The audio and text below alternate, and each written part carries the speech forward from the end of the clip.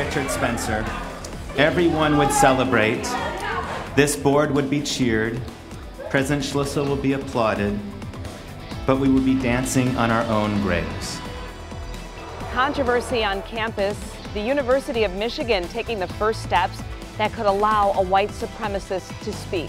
Tonight's decision will mean that the university will enter into talks with Richard Spencer. He became well known, of course, after the Charlottesville protests. Action News reporter Brianne Palmerini is live in Ann Arbor tonight. And Brianne, a lot of students not happy about this.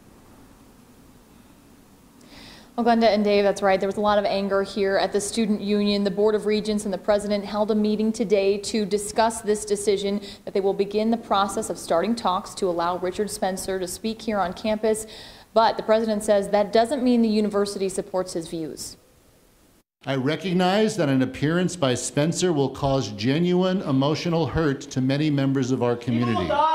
University of Michigan President Mark Schlissel's statement about Richard Spencer and his request to speak on campus was met with many shouts of rage from students. But the president was clear. He doesn't support Richard Spencer. I personally detest and reject the hateful white supremacy and white nationalism expressed by Mr. Spencer, as well as his racist, anti-Semitic, and otherwise bigoted views. But he does support free speech. As a public university, the law and our commitment to free speech forbid us from declining a speaker based on the presumed content of speech. Only a few speakers were allowed at the meeting, those that had signed up 2 hours in advance. Students were adamant about their opinion Richard Spencer should not speak, many referencing Charlottesville, where a woman was killed after violent protests. There is no safe setting for this event. You're telling me that someone who believes that, blacks shouldn't be on this planet is coming to invade our space. I don't stand for that. Bringing him here actually hinders free speech.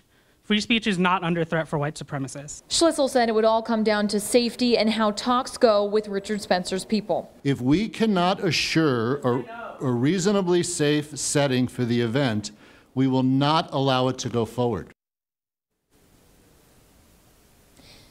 Michigan State University has already denied a request from Richard Spencer to speak, something many students here talked about tonight.